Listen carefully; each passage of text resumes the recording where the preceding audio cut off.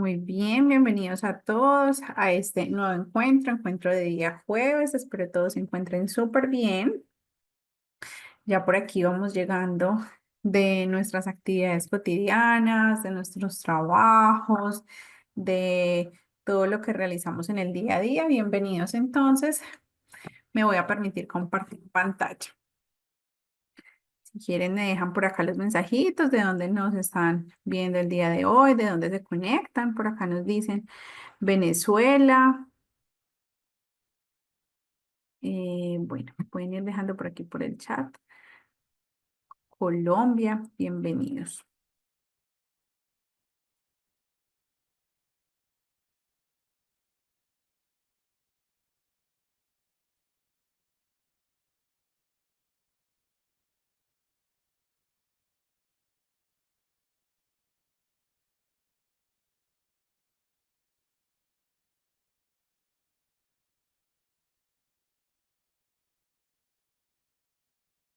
Bien, vamos a recordar un poco. Por acá nos hablan desde México, Santander, La Guajira, Panamá, Costa Rica, Guatemala. Bienvenidos, bienvenidos al encuentro de este día jueves. Vamos también culminando la semana.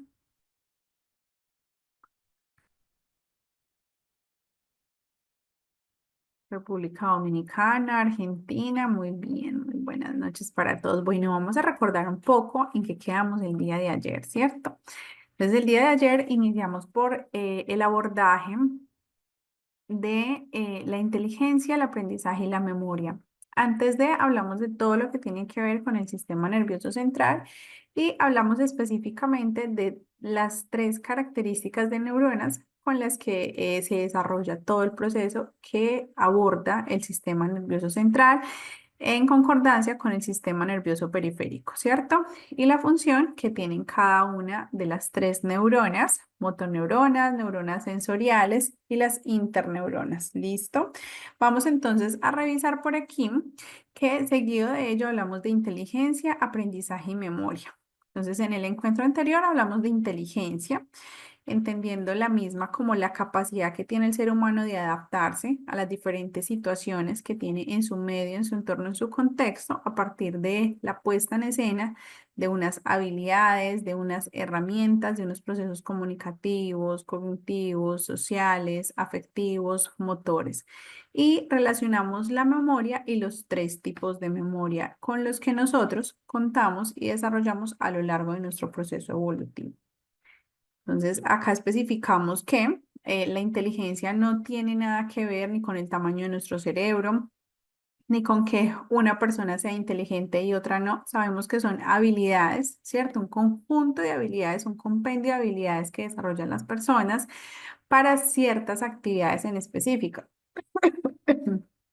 Decíamos entonces, por ejemplo, los médicos, los cirujanos. Sus procesos de inteligencia, su proceso cognitivo, intelectual, memorístico, analítico, está centrado en ese proceso médico, en ese proceso de salud, ¿sí? Como también se necesita inteligencia para la primera imagen que tenemos de referencia para conducir un auto. Entonces, tenemos diferentes situaciones en las que nosotros debemos de utilizar nuestra inteligencia, ¿sí? Para poder atender a una situación en específica de nuestro momento, de nuestro medio, entre otras situaciones. Y la usamos desde etapas iniciales. ¿Qué pasa? Que alrededor de nuestro desarrollo, como lo vimos al inicio de todo este proceso, entonces, en la medida en que nosotros vamos desarrollándonos y nos vamos evolucionando, pues se va ampliando muchísimo más las posibilidades de cada una de las esferas del desarrollo. Entonces, nuestras actividades cada vez que vamos creciendo y desarrollándonos, pues van a ser un poco más complejas que las que vamos teniendo en etapas un poco más primitivas. ¿Listo? Seguidamente, entonces, especificamos la memoria, las capacidades que tenemos a partir de ese proceso, ¿cierto? Que se desarrolla, eso es un proceso cognitivo que desarrolla nuestro cerebro, ¿sí? Y que para ello utiliza tres diferentes tipos de memoria: memoria a corto plazo, memoria a largo plazo Y a partir de esas memorias, entonces hay unas situaciones particulares. Listo, me quiero detener acá para realizar un poco de un feedback de acuerdo a lo que habíamos hablado.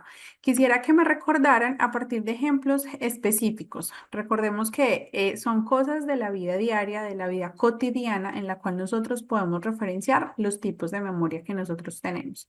Entonces quisiera, si de pronto alguien de aquí, ojalá lo hicieran por el micrófono para habilitarles y también que interactúen, nos escuchemos, nos identifiquemos en este contexto a partir de esta interacción.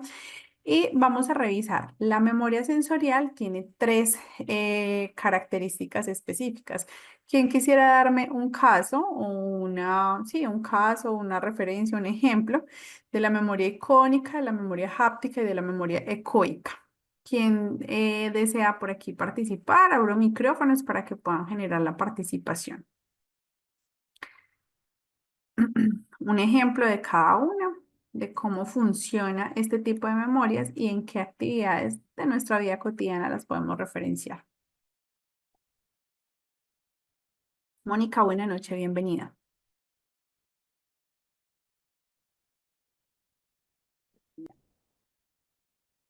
Ahí, Hola, buenas noches. buenas noches. A ver, en la memoria icónica podemos agarrar y podemos recordar lo que hemos visto, por ejemplo, en un lugar donde hemos estado, entonces recordamos por dónde se va, cómo es la estructura del edificio, de donde estemos o lo que necesitemos, ¿no? En ese momento. En la memoria háptica, digamos, toco el agua caliente, entonces ya la próxima vez me voy a dar cuenta que es agua caliente, no me voy a meter la mano. Y en la memoria ecoica, recordar una canción, a mí la música me gusta mucho. Bien, Mónica, muchas gracias por los tres ejemplos. Creo que estaba Liliana por aquí. Te habilito micrófono.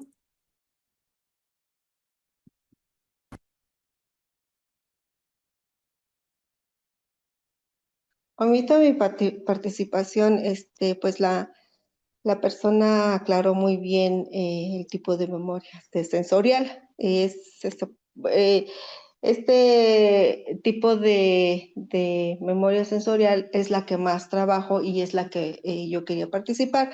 Me agradó la forma en cómo participó la persona. Gracias. Pongo atención en las demás. Vale, gracias a ti. Listo, entonces tenemos aquí, recordando entonces, la memoria icónica es la que nos permite hacer esa recepción de la información a través de la vista, ¿cierto? Entonces, todo lo que yo pueda recordar a partir de lo que he visto, lo que se ha grabado en mi mente, de esa parte visual. Entonces podemos hablar de fotografías, de lugares, de personas, algo que me haya gustado muchísimo, algo que yo recuerde en particular, ¿sí? O cuando yo digo, ¿dónde habré dejado tal cosa? Y empiezo a hacer memoria, ¿cierto? A recordar, y me acuerdo puntualmente de la imagen, dejé tal cosa en tal lugar, ¿sí? Allí interfiere, o más bien no interfiere, la palabra no es esa, allí interviene la memoria icónica, ¿cierto? Seguidamente, entonces está la memoria háptica, que como lo decía Mónica, por ejemplo, puede ser que, no sé, hay una olla caliente, voy a recordar que la olla está caliente, y no voy a colocar nuevamente la mano, ¿cierto? Para tocar el agua. O también puede ser, recuerdo particularmente un abrazo, recuerdo particularmente un dolor, una situación de enfermedad, cuando me caí, cuando hice algo desde el deporte que significó mucho para mí, ¿sí? Desde ahí interviene la memoria háptica. Y la memoria ecoica, como lo decía nuestra compañera Mónica, tiene que ver con la parte del oído, ¿sí? Y en muchas ocasiones lo referenciamos particularmente con la música, con letras de canciones o inclusive con frases o refranes de personas que yo digo, ah, esta frase me recuerda a tal persona. O es como si la estuviera escuchando aquí, ¿cierto? Es como si la estuviera recordando porque esa persona diría tal cosa, ¿sí? Tiene que ver con lo que nosotros recordamos desde el oído. ¿Listo? Recordemos ahora memoria a corto plazo. Entendemos que es una memoria precisa, inmediata, ¿cierto? Para actividades de manera inmediata, de manera corta, algo que no trasciende mucho en nuestra estructura cerebral y mental. Podemos dar un ejemplo de una memoria a corto plazo. Un ejemplo de nuestra vida cotidiana. ¿Cuándo utilizamos nosotros memoria a corto plazo?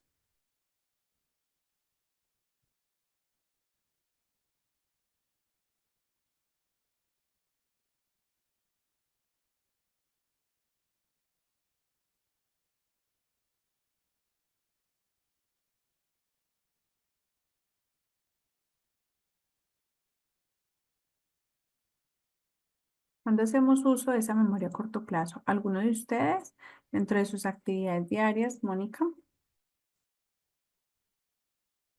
Puede ser cuando reviso la lista de mis estudiantes que han llegado, ¿no? Entonces, ese ratito me acuerdo quiénes son, porque son 35, los recuerdo cuándo son, pero después ya no los tomo mucho en cuenta, ¿no? Porque ya trabajo con todos. Pero, a ver, la memoria a corto plazo tiene que ver como con una actividad específica, un procedimiento que yo realice para algo en particular. Es decir, tú tomas la lista. Lo que haces es como refrescar un poco los nombres de las personas, pero para revisar esa lista tú tienes que hacer algún procedimiento en específico, debes ingresar a alguna plataforma, necesitas algo en particular o simplemente estás haciendo como un pequeño review de las personas que integran tu aula. Claro, agarro la lista que la tengo impresa, entonces veo, estás Anita, sí, Juan, y uno por uno los voy tiqueando, ¿no? O sea, están aquí. Eso. No hago otra cosa tampoco. Ya, esa es como, más bien es como recordar de manera general, ¿sí? Algo, pues, como a partir de una ayuda, ¿sí? Algo en específico. Entonces leo y estoy intentando recordar el nombre de las personas. Pero digamos que la memoria a corto plazo es una memoria de trabajo que tiene que ver con la recepción de un procedimiento en particular para utilizarlo en un momento específico. Alicia,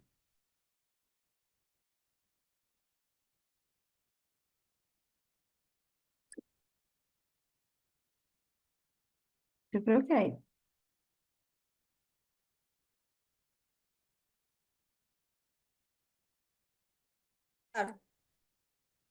te escucho. Cuando se cocina, necesito recordar qué ingredientes voy a usar, cómo voy a ir preparando los alimentos. Entonces, en ese momento yo uso mi memoria a corto plazo para algo en específico, que es hacer una comida. Bueno, ahí vendría una diferencia. Y esa comida, ¿tú la preparas todos los días? Es decir, o es, por ejemplo, no sé, voy a hacer lentejas. ¿M? ¿Será que es una memoria a corto plazo o ya digamos, entre comillas, soy ejecutivo con la actividad y yo puedo hacer lentejas cualquier día de la semana, cualquier día del mes, o la puedo hacer 5 veces y ya me lo sé porque yo ya tengo grabado el procedimiento que se lleva para cocinar eso? ¿Sería una memoria de trabajo? Es decir, la estoy utilizando para un momento en específico y un procedimiento en particular. ¿O sería una memoria a largo plazo? Porque yo tengo la retención de la receta, ¿sí? O del procedimiento que yo realizo a lo largo del tiempo. ¿Qué dices tú, Alicia? Pues sería a corto plazo porque es algo que yo realizo pues casi siempre. Ujú. Y si lo realizas casi siempre, ¿será que tu memoria está funcionando solo por ese momento o es algo que ya tiene adherido a su estructura hace muchos años?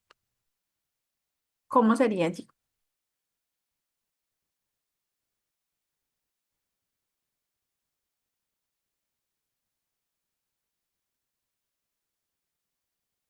Pues es algo que yo aprendí y no es tan de mucho tiempo, porque pues apenas a esta edad pues está empezando a realizar la cocina. Entonces no es algo de largo plazo.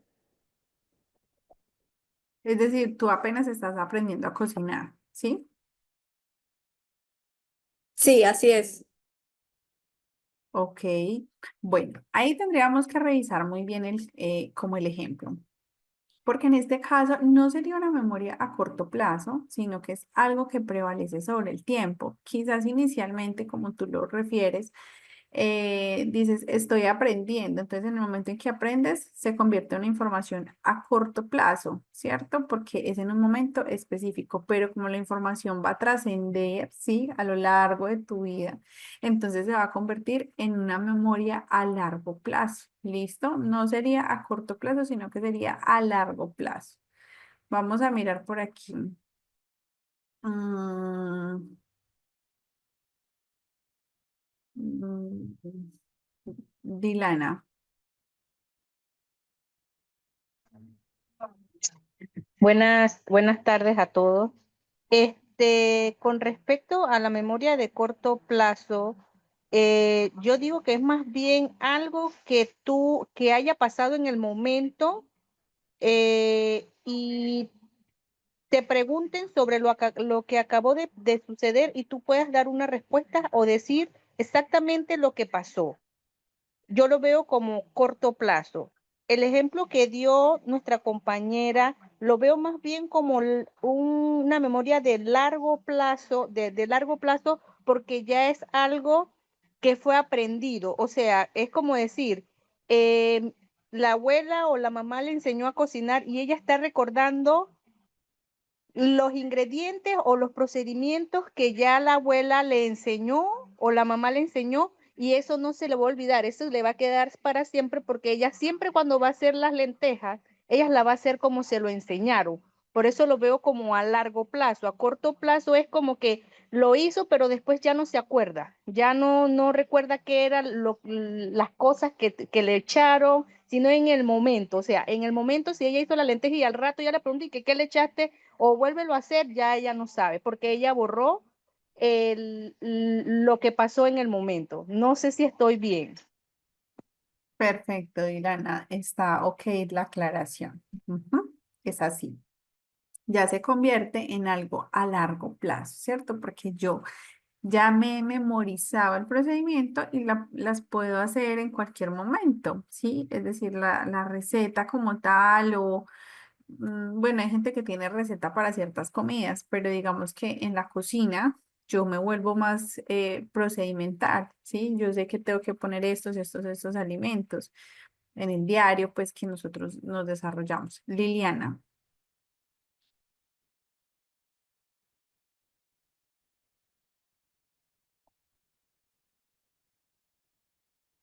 Sí, el ejemplo de memoria a corto plazo eh, me pasa. Lo relaciono con una actividad que tuve, voy a clase de globos y ahí me enseñaron a hacer un girasol. En el momento que estaba explicando los pasos la maestra, paso por paso lo fui haciendo. ¿Qué pasó cuando llego a casa? Quise volver a hacer los pasos del girasol y se me olvidaron, pero en el momento de la clase lo logré. Entonces, llego a casa y pues mi memoria fue a corto plazo. ¿Estoy bien? Estás bien, claro, porque es una información inmediata, ¿sí? O sea, Digamos, te aprendiste el procedimiento para ese momento específico y ya después no lo tuviste. Por ende, no se convierte en una situación de memoria a largo plazo, sino que es inmediata, es decir, fue a corto plazo y para la situación específica que lo requerías. Para ajá. convertirlo en un recuerdo a largo plazo, pues tendrías que ejecutarlo muchas veces hasta que tu mente recuerde muy bien el paso y el procedimiento para que ya quede instaurado en esos canales neuronales, ¿cierto? En esa estructura y ya tu cerebro haya retenido muy bien la información identifique totalmente el paso a paso de cómo generar ese girasol y ya lo puedas hacer fácilmente, sin un tutorial, sin una revisión, sin una ayuda, ¿sí? Claro, Para claro, convertirlo a largo plazo hay que practicarlo muchas veces, pero como tú lo refieres, es a corto plazo. O sea, el recuerdo es a corto plazo y lo acuerdo. perdiste. ¿M? Y lo perdiste porque no lo seguiste practicando. Cuando llegaste no lo pudiste hacer. Seguramente lo vas a perfeccionar con el tiempo. Si estás en un curso, vas a seguir intentándolo, vas a intentar recordarlo, vas a mirar tutoriales, vas a tener la foto, vas a tener el apunte y lo vas a convertir en un recuerdo a largo plazo. Pero en este momento es un recuerdo a corto plazo. ¿Listo?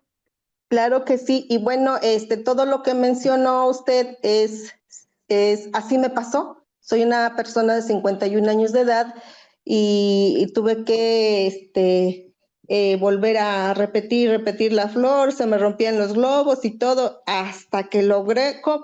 ¿Qué tiempo tardé para lograr esa memoria a largo plazo? Tardé 2 semanas, es mucho, no sé. Entonces, ya fácilmente hago mi flor, hago mi girasol, entonces ya fue una memoria ya ahorita, ya a largo plazo, precisamente por toda lo que usted comentó. Gracias. Perfecto, Liliana, gracias a ti. Yuvellis,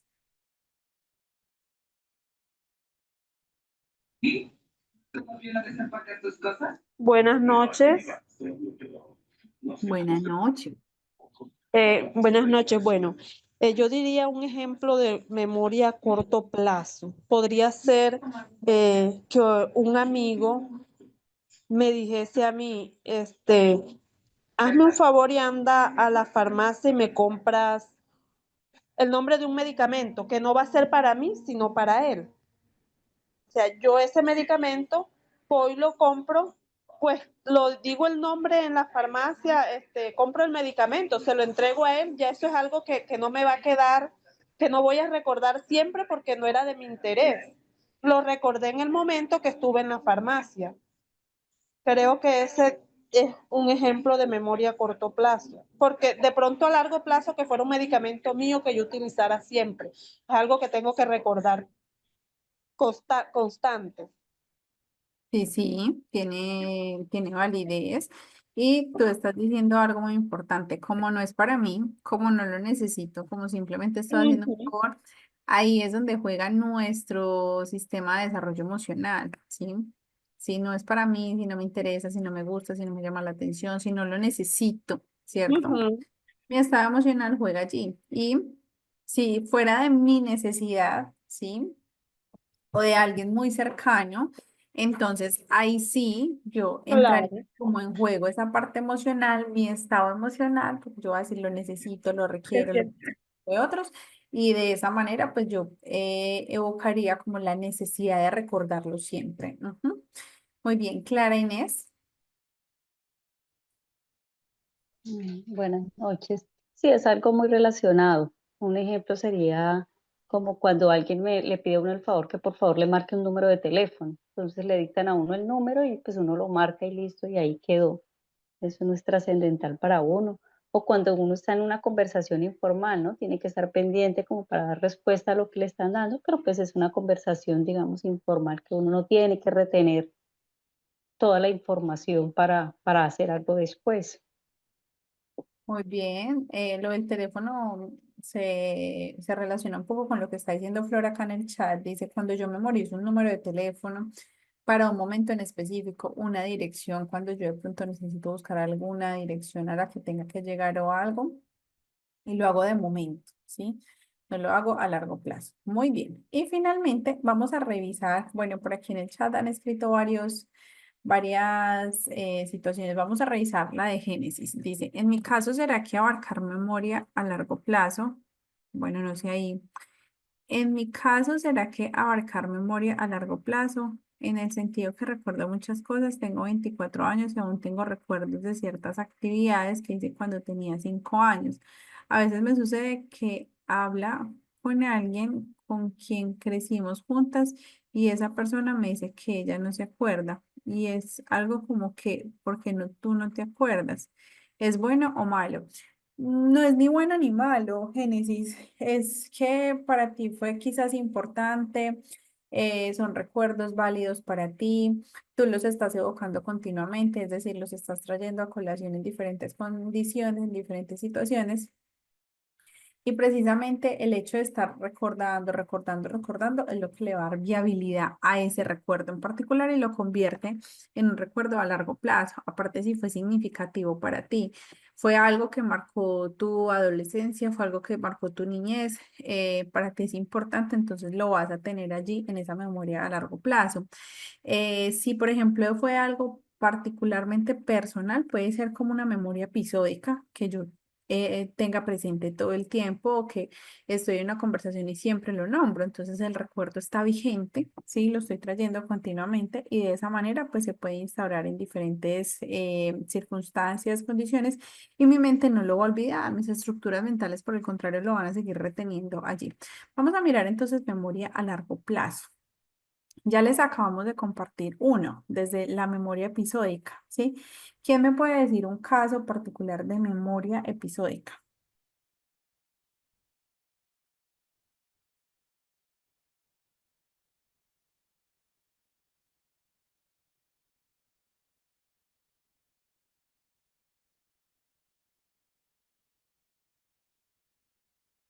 Memoria episódica, desde la memoria a largo plazo.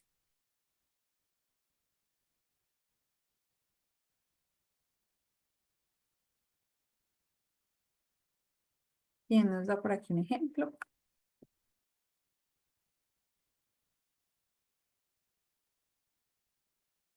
Liliana. Sí, una memoria episódica. Yo recuerdo mucho hace 28 años que estaba yo estudiando la normal. eh, bueno, era un internado y habían situaciones políticas muy, muy feas. Entonces, cuando llegaron los soldados, los granaderos, los policías, en ese momento yo escuché muchas sirenas, escuché gritos, escuché pasos, ¿no? Después de mucho tiempo, cuando yo escucho sirenas, cuando yo escucho los pasos de los soldados, me viene ese recuerdo episódico. ¿Podría ser ese un ejemplo? Perdón. Sí, sí, claro que sí, puede ser claramente un recuerdo, porque fue algo relevante para ti, algo que quizás significó muchísimo, quizás desde temor, miedo, angustia, preocupación, ¿cierto? Y lo tienes allí presente. ¿Quién no va a olvidar una situación como esas? Claro que sí. Gracias. Ya es a ti. Quienes de pronto ya participaron pueden bajar la manito, ¿listo? María, Prometa, Sí, tal vez un ejemplo podría ser, ay, perdón, buenas noches. Tal buena vez tarde. un ejemplo podría ser, mi tercera hija nació en plena pandemia, eh, y el último mes y medio, pues, como en todos los países, cerraron la entrada. Entonces, eso también pasaba con el tema de los acompañamientos médicos, o sea, yo tenía que ir sola a hacer sonografía, chequeo y todo lo demás. Entonces, ese último mes y medio para mí fue súper traumático y como que siempre cuando lo traigo otra vez a colación me da mucha ansiedad. Tal vez eso podría ser un ejemplo. Sí, sí, sí, claro. Desde la memoria semántica, ¿qué podemos decir? Recordemos que la memoria semántica tiene que ver con todos los procesos culturales, sociales. ¿Qué podemos decir rápidamente? Un ejemplo de memoria semántica. Una persona que nos recuerde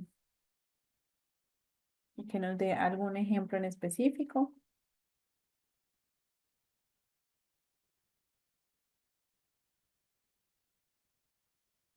No sé si Clara y Yuellis, pero creo que tienen la manito alzada aún de la participación anterior, si es nueva.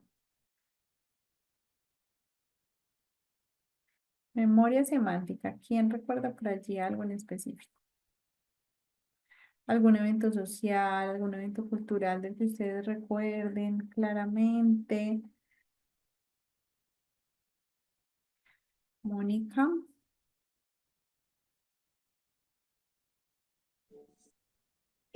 Puede ser una frase, digamos, ¿no? Porque a mí me marca, por ejemplo, mucho la frase para el trabajo que yo realizo, de dos cosas son infinitas, dijo Albert Einstein, ¿no?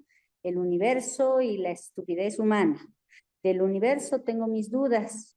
Esa frase es la que yo siempre recuerdo y puede ser dentro de lo semántico.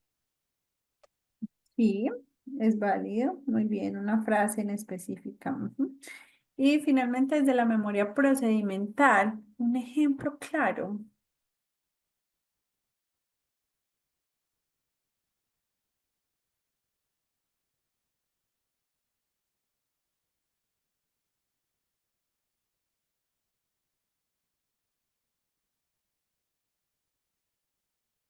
Desde lo procedimental, ¿qué podemos decir? María. El amarrarse los cordones, andar en bicicleta, cocinar. Cocinar, muy bien.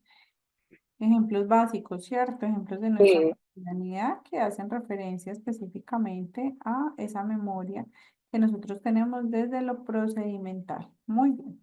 Clara, alzaste la manito.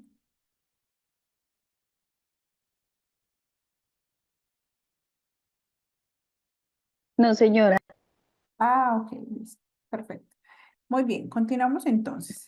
Ya habiendo hablado de memoria y perdón, e inteligencia, vamos a pasar entonces directamente por el proceso de aprendizaje. ¿Qué es aprender? Aprender es una de las actividades que nosotros desarrollamos a diario. Aprendemos de absolutamente todo desde que estamos en edades iniciales hasta el final de nuestros días, ¿cierto? Aprendemos todo el tiempo. Hay unos aprendizajes que se dan a partir de la experiencia natural, hay otros aprendizajes que son infundidos directamente por unos procesos intencionales, objetivos y precisos, ¿sí? Pero el ser humano tiene la capacidad de estar en continuo cambio y construcción de diferentes procesos neuronales y esas estructuras son las que me permiten a mí estar aprendiendo todo el tiempo. Ejemplo de ello, el hecho de que todos ustedes estén aquí en este escenario de aprendizaje, ¿cierto? ¿Qué hace el cerebro cuando nosotros estamos en un proceso de adquisición, por ejemplo, de información? Lo que hace es canalizar toda esa información, estructurarla, decodificarla, analizarla y convertirla en un aprendizaje. ¿Listo? De esa manera nosotros lo que hacemos es adquirir, ¿cierto? Conocimientos, conductas u habilidades, o en un caso particular, por ejemplo, modificar algo que yo ya tenía aprendido a partir de una experiencia previa. Es como cuando yo llego a hablar, por ejemplo, de, no sé, de los animales de la granja en niños de 3 y 4 años. Quizás ellos a través de alguna visita a alguna granja ya han visto animales de la granja. Quizás en casa han trabajado muchísimo los sonidos onomatopédicos de los animales de la granja. Quizás han tenido contacto con algunos animalitos tipo juguete en su hogar. em, o quizás algunos conviven inclusive con animales de la granja. Entonces lo que hacemos es modificar un poco o fortalecer esos conocimientos hacia un concepto o un contenido en específico. ¿Listo? ¿Y cómo lo hago? A través de la experiencia, ¿cierto? Y aquí es donde entran todos los procesos emocionales, culturales, sociales para fortalecer los procesos de aprendizaje y cómo se dan esos procesos de aprendizaje a lo largo del tiempo. ¿Listo? Los procesos de aprendizaje o específicamente el concepto de aprendizaje tiene sus inicios a raíz del campo de la psicología. que es la ciencia que busca entender el comportamiento del ser humano. Y a partir de esa necesidad que genera la psicología, por entender qué es el aprendizaje, cómo el ser humano es que adquiere esas habilidades, esas destrezas, esas conductas y esos conocimientos, ¿sí? Y quedan adheridos en sus estructuras y en sus conductas y en su comunicación y demás. Entonces allí, ¿cierto? Se enfoca la psicología para poder entender un poco más cómo se da todo esto y genera algunas teorías que logran explicar el aprendizaje y las vamos a ver a continuación. Entonces, inicialmente el aprendizaje es permeado directamente por psicólogos.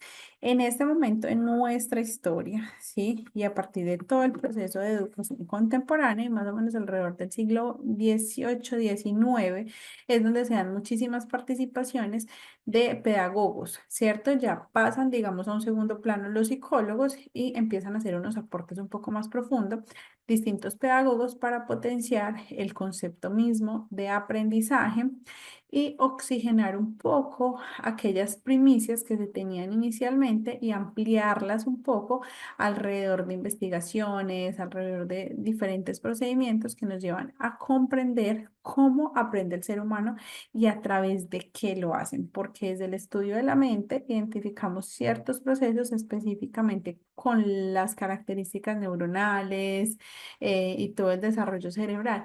Pero desde la educación entendemos, digamos, todo el tema de la conducta, de qué aspectos intervienen, de cómo se da, en qué momento se da, cómo lo debo dar, ¿cierto? Que es como las diferentes discusiones y estudios que tienen diferentes autores al respecto. Entonces vamos a iniciar por aquí. Tenemos inicialmente el conductismo. El conductismo fue una de las primeras teorías que nacen para hablar de aprendizaje. ¿Listo? Entonces, ¿qué dice el conductismo? El conductismo se basaba o se basa, ¿sí? En ese estímulo y respuesta que tiene el hombre. Entonces, yo doy un estímulo, inmediatamente va a haber una respuesta. Independientemente de cuál sea el estímulo, siempre va a existir y siempre va a generar una respuesta. ¿Listo? Esto se da a partir de dos tipos de condicionamiento. Entonces, yo lo que hago desde el conductismo es condicionar la conducta del ser humano, ¿cierto? Si yo hago esto, el ser humano va a hacer esto. Si yo le doy esto, voy a tener este resultado, ¿cierto? Y se da a partir de un condicionamiento clásico y un condicionamiento operante. ¿Listo? Y este proceso se genera a lo largo de el siglo XX. No sé si ustedes en algún momento han escuchado hablar del conductismo y de algunos autores representativos del mismo.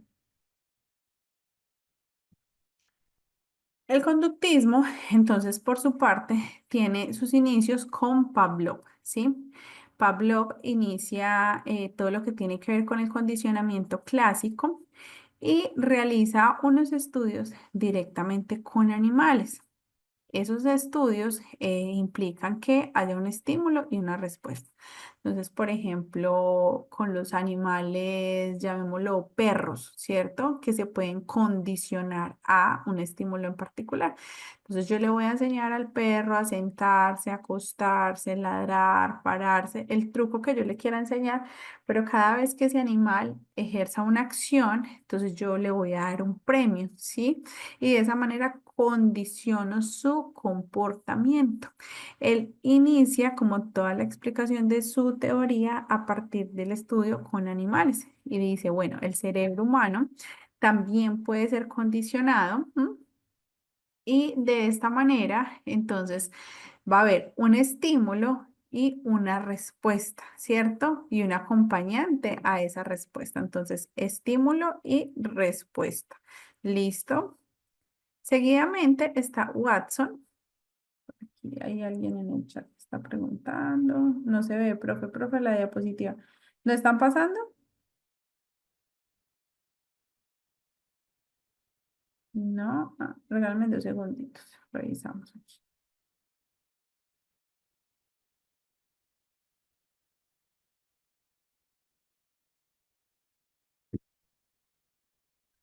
¿Me confirman, por favor, si aquí están viendo la diapositiva?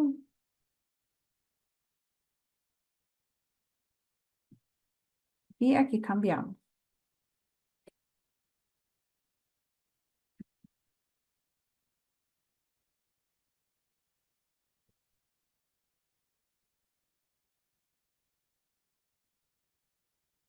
Ahí están viendo otra presentación.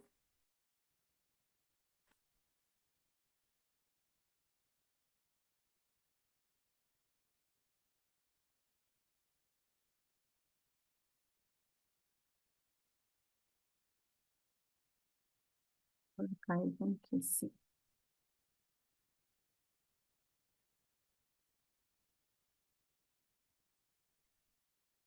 Listo, entonces continuamos nuevamente. Entonces estábamos aquí hablando del condicionamiento clásico que tiene que ver con un estímulo y una respuesta.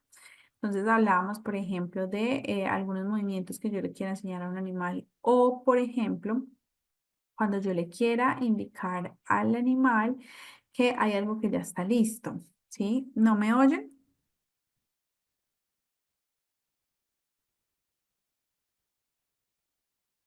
Hola, ¿me escuchan? Yo creo, Ivonne, que es como problema directamente de tu computadora, intenta salirte y volver a conectarte porque la diapositiva sí pasa y sí me están escuchando, ¿listo?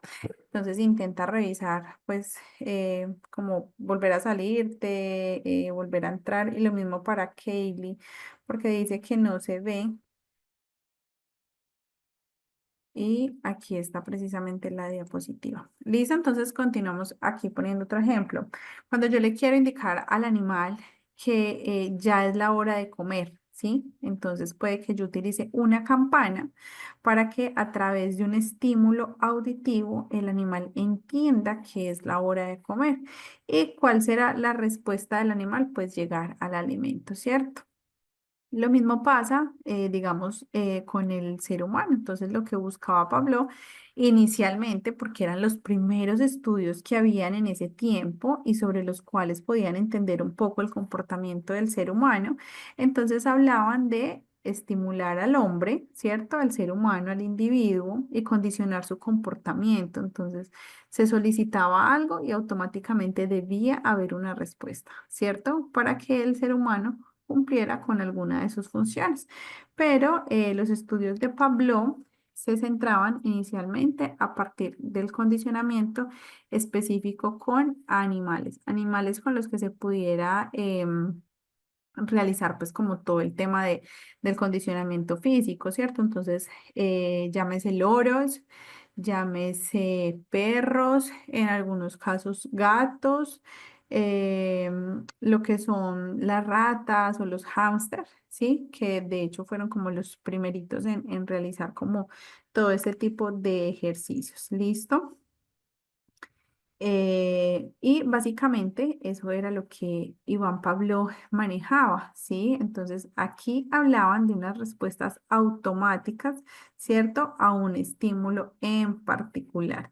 Entonces aquí inicialmente él buscaba entender, ¿sí? Cómo se daba todo ese tema de la conducta del ser humano y cómo nosotros desde el área educativa podíamos manejar la conducta de las personas. Recordar entonces que Pablo se hizo famoso por ese condicionamiento clásico, específicamente con animales, específicamente con perros, ¿sí? Realizó ese experimento a lo largo de mucho tiempo.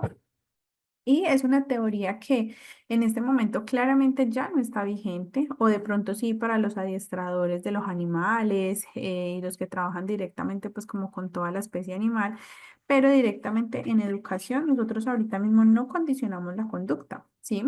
Fue un estudio inicial de hace muchísimos años sobre lo cual Pablo inicialmente trabajó su experimento, pero realmente no se basa en este momento. El ser humano o los medios educativos directamente en condicionar el comportamiento de los seres humanos, no, ¿sí? No lo manejamos de esa manera. ¿Listo? ¿Preguntas hasta aquí?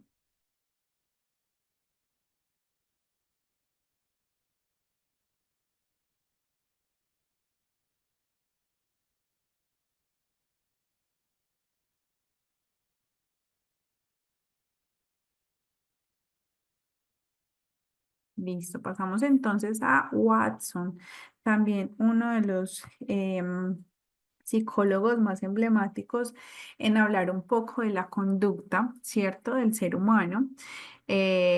Y de hecho hay frases a veces coloquiales que utilizamos las palabras para referirnos y es dímelo, mi querido Watson. Watson hablaba acerca de un conductismo moderno. Entonces, se inicia por un condicionamiento, ¿cierto? Condicionamiento clásico, ¿sí? Estímulo-respuesta, y se pasa por un conductismo, que también se habla acerca de la conducta del ser humano, ¿sí? Inicialmente era, pues digamos, como una discusión que se tenía en diferentes frentes educativos y que se manejaba muchísimo alrededor de procesos de investigación. ¿Listo? ¿Qué decía Watson? Que el proceso de educación debía centrarse netamente en lo que se pudiera observar, en lo que se pudiera medir, ¿cierto? En lo que pudiéramos observar del ser humano, su conducta, sus actividades, sus formas de relacionamiento, la manera en que desarrolla las actividades y no en situaciones de pronto un poco que nosotros no pudiéramos evidenciar. Por ejemplo, hablar de pensamiento, entonces yo no podía hablar acerca de cómo, ¿sí?, aprendía un estudiante si yo simplemente lo ponía a pensar, situación que, por ejemplo, cambia un poco porque en la actualidad pensar, argumentar, ¿cierto?, son procesos más que necesarios, desde esa constitución de la creatividad, la mente en movimiento y demás. Pero en ese momento Watson lo que decía era que se podía trabajar toda la parte de la conducta del ser humano para poder identificar o entender un poco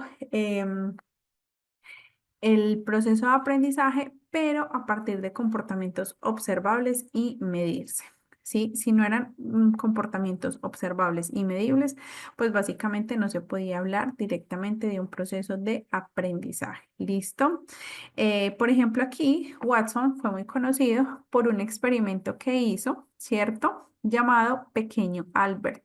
Entonces aquí específicamente Albert enfocó directamente todo su proceso de investigación a partir de las respuestas emocionales, ¿sí? Y cómo nosotros podemos generar respuestas desde la alegría, desde el miedo, desde la tristeza en algunas situaciones particulares. Eso eran conductas observables y medibles, porque eran comportamientos del ser humano de los cuales nos podíamos permear en una situación en particular, las podíamos observar, ¿sí? Pero no eran situaciones que tuviéramos que dejar como al análisis, a la interpretación y demás, porque él hablaba acerca de lo que se podía observar y medir. Lo demás, sí, no cabía como en su postura teórica, ¿listo? Entonces de eso trataba el conductismo moderno. Seguidamente llegó Skinner, ¿sí? Otra persona muy influyente desde el campo de la psicología, hablando del condicionamiento operante.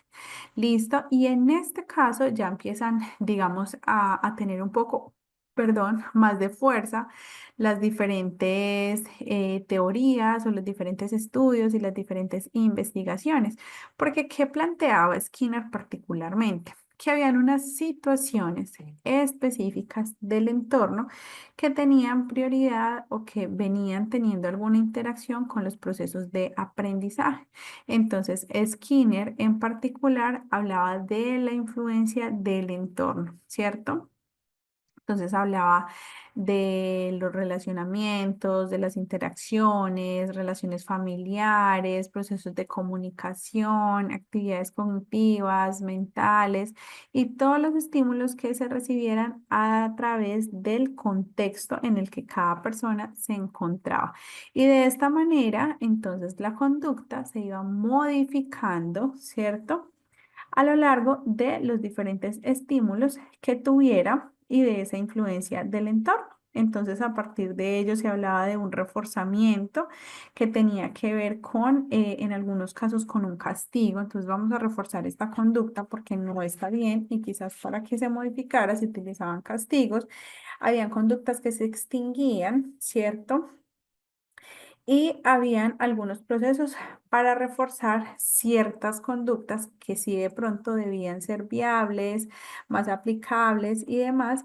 y eso merecía como trabajar por programas de reforzamiento. Entonces, Skinner en su teoría hablaba del condicionamiento operante y de la validez que tenía toda la influencia del entorno.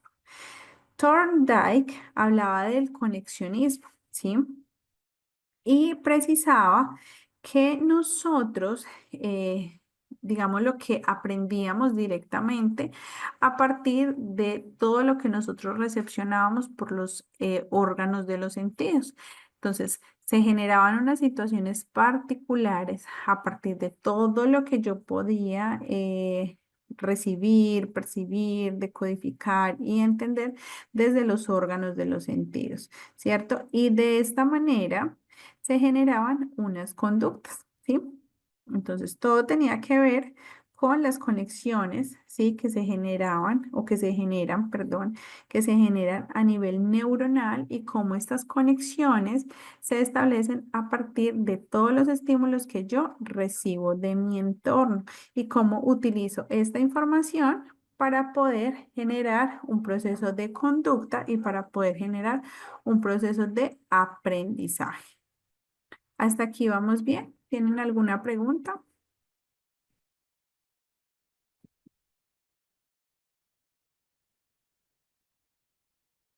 Mónica. Sí, señora. Ay, no da. Sí, es que me dijeron a mí que uno de los primeros del conductismo era Jean Piaget. Sí. ¿Tienes la duda o me estás afirmando?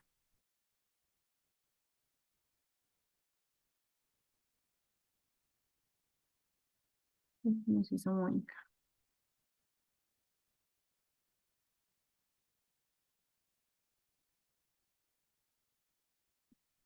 Nos fue Mónica. Sí, nos fue. Listo, muy bien. Entonces, Mónica dices duda, listo. Vamos a resolver tu duda entonces. Bueno, entonces pasamos inicialmente por todo lo que tienen que ver, digamos, por los psicólogos más representativos, ¿sí? En concordancia con esos procesos específicos de aprendizaje, más desde investigaciones, más desde procesos psicológicos y analíticos. ¿Listo?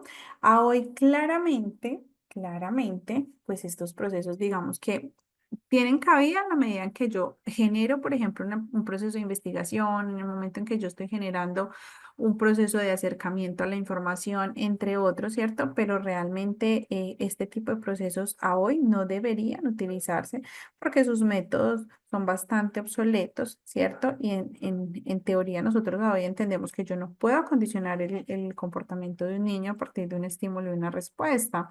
Yo condiciono, ¿cierto? Y estoy perdiendo las posibilidades y las capacidades neuronales, porque precisamente lo vimos el día de ayer y es que nosotros aprendemos a través de todos los estímulos que se generen en nuestro entorno, del ambiente, de la experiencia, de las relaciones que nosotros tenemos, de la participación.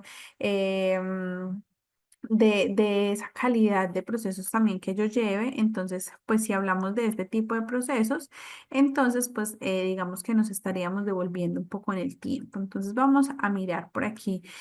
Mónica nos referenciaba a Piaget. Bueno, Piaget para nosotros es como un pilar, ¿cierto? Para todas las personas que trabajamos desde la parte educativa, referenciamos siempre a Piaget, Vygotsky, Brunner, ¿sí? ¿Qué pasa con ellos? Pasa lo mismo que con estos psicólogos que acabamos de mencionar. Si bien sus teorías tuvieron su auge, ¿cierto? En el momento en que podemos hablar de todo el nacimiento de la psicología, de la comprensión de la mente humana, del comportamiento, a hoy, ¿sí? A hoy, estos autores pues no tienen mucha trascendencia en los procesos y en los desarrollos evolutivos del hombre, del ser humano. Y de hecho sus teorías son poco utilizadas, por no decir casi nulas. ¿Para qué se utilizan? Para hablar de la evolución y de la historia, porque yo para poder hablar de cómo nosotros manejamos los procesos, pues tengo que hablar de cómo se nace, ¿cierto? O de cómo se dio lugar a esos estudios, a esas precisiones y demás en un momento determinado de la historia. Y es que, claro, como en un momento específico de la historia, pues no se tenía acceso a todas las posibilidades que nosotros tenemos a hoy, a realizar un proceso de investigación que a hoy nosotros podemos comprender como un proceso totalmente complejo, amplio, integrador, viable, eficaz, por todas las posibilidades que nosotros tenemos de los avances que se dan en el mundo, ¿cierto? En ese momento, digamos que esas posturas de ellos eran última palabra, porque sus posibilidades eran esas, ¿sí? Todo lo que se trataba como en ese momento histórico tenía que ver con ellos y pues claramente por eso se nombran, por eso se referencian y en ese momento se aplicaban las teorías, los enfoques o las diferentes filosofías que ellos tenían. A hoy, digamos que los identificamos como pilares en los campos tanto de la psicología como en la educación, pero a hoy sus teorías básicamente se encuentran obsoletas. Vamos a hablar entonces de Jean Piaget desde el desarrollo cognoscitivo, ¿cierto? Entonces, ¿qué hablaba Piaget? Que nosotros tenemos unas situaciones particulares de aprendizaje y lo titula Desarrollo cognoscitivo y lo establece a partir de unas etapas del desarrollo, que eso es lo que nosotros identificamos claramente y cualquier docente siempre se va a referir a Piaget y a sus etapas de desarrollo. ¿Qué pasa con esas etapas de desarrollo? Sí, en su momento Piaget las estableció como la necesidad que tenía el hombre de establecer un equilibrio, ¿cierto? En la medida que tenía el hombre para generar esos procesos de enseñanza y aprendizaje y en la medida que cualquier persona que los pudiese acompañar iba a interpretar, ¿sí? Las características particulares de su desarrollo evolutivo, ¿sí? Entonces yo podía clasificar en ese momento un niño por ciertos movimientos específicos alrededor de los 0 a los 2 años y ya podía decir, bueno, ya adquirió estas habilidades, pasemos de etapa. A hoy nosotros inclusive ni siquiera hablamos de etapas. A hoy nosotros decimos, hay momentos evolutivos, ¿cierto? Hay procesos que se deben acompañar y hay unas habilidades que de pronto aún no se han desarrollado y que merecen más acompañamiento, más estímulo, más seguimiento, ¿sí? Pero nosotros a hoy no marcamos a una persona en una etapa en particular, porque de hecho esta investigación, por ejemplo, de Piaget fue hace muchísimos años, ¿sí? Y en este momento, las características de la población es otra, ¿sí? Los seres humanos de este momento histórico son otros. Entonces, yo no puedo hablar solamente de una etapa sensoriomotora, como es la primera que él establece, de los 0 a los 2. Puede que muchos niños al año ya hayan alcanzado esto o hayan otros que a los 3 años inclusive todavía estén en ese momento de desarrollo. ¿Sí? Entonces, si bien su teoría fue muy importante en un momento en específico y muchos profesionales trabajamos sobre esa teoría en su momento, ¿sí? La referenciamos muchísimo y clasificamos a los niños. De hecho, por ejemplo, yo me acuerdo que en mi proceso de cualificación de pregrado, Piaget era, y Vygotsky eran unos referentes muy, muy necesarios y casi todas las exposiciones, trabajos, clases, investigaciones se daban a partir de sus teorías, de las etapas, entonces siempre hacíamos análisis de casos de niños que se estuvieran en la etapa preoperacional, cuáles eran sus características, cómo se había permeado su desarrollo cognitivo, entre otros aspectos. ¿Listo? Entonces, Piaget lo que hizo fue hablar acerca de la necesidad que tiene el hombre, ¿sí? De estar en un constante desarrollo, de estar en interacción social, de la función de la parte de la familia, el acompañamiento, el desarrollo físico, como elementos para poder estar a la vanguardia con su desarrollo cognitivo o cognoscitivo, como lo titulaba él. Entonces, para él poder hablar de un desarrollo cognoscitivo en el hombre, tenía que referirse directamente a 4 etapas que se desarrollaban de manera cualitativa. Las tituló entonces la etapa sensoriomotora o sensoriomotriz, que tiene que ver con toda la recepción de la información a través de los órganos de los sentidos y cómo su cuerpo reaccionaba a partir de algunas respuestas motores a los mismos. Hablábamos también de la etapa preoperacional, que es en donde el niño empieza a generar otro tipo de procesos, otro tipo de habilidades a partir de su madurez y su evolución. Las operaciones concretas ya van más hacia procesos matemáticos, analíticos, conceptos como la aritmética, ¿cierto? Y finalmente a operaciones formales, entonces juegos más establecidos, rutinas, comunicaciones, cumplimiento de actividades. Reitero, en su momento fue una de las teorías con mayor relevancia, ¿sí? Y no estamos hablando de hace muchos años, estamos hablando de hace 12, 13, 15, 16 años, en donde su teoría tenía muchísimo auge, pero gracias a diferentes estudios y también diferentes posturas, a hoy nosotros tenemos otra perspectiva muy diferente de los procesos educativos. Continuamente, entonces, hablamos de Vygotsky, ¿sí? Que nos referencia a todo lo que tiene que ver con la teoría sociocultural. ¿Qué nos decía Vygotsky? Que el ser humano es un ser 100% social y que necesita de todo este tipo de experiencias para desarrollarse. Abro paréntesis acá y me devuelvo un poco a Piaget.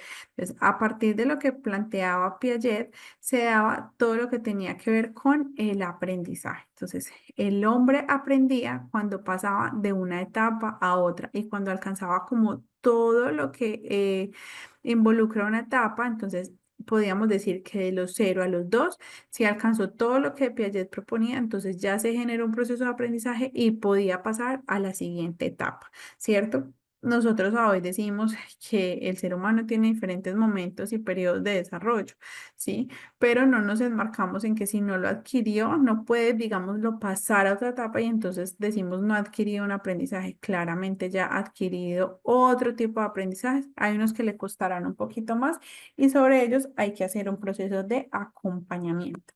No sé, Mónica, si allí de pronto tienes un poco de claridad sobre lo que yo te estoy diciendo.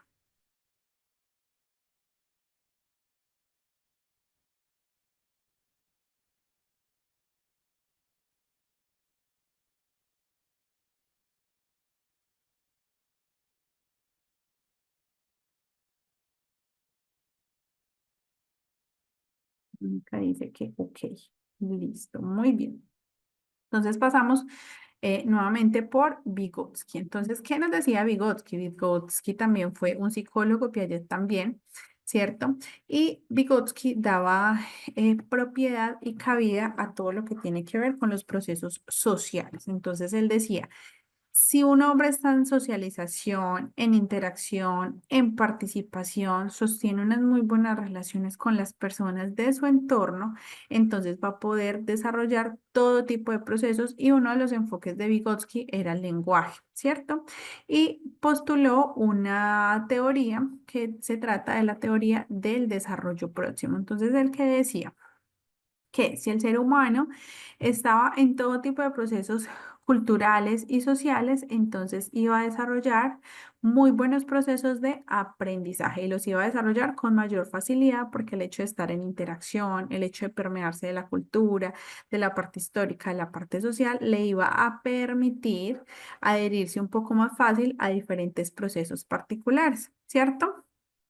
Y esto, casualmente, lo que iba era a generar unos cambios en esas estructuras que el hombre generaba a partir de unos preconceptos o presaberes o experiencias previas, como se llamaban hace mucho tiempo, y con relación a lo que estaba gestando desde lo social, desde lo cultural, desde lo familiar, entonces fortalecía esa experiencia y la convertía en un aprendizaje y la adhería a sus estructuras mentales.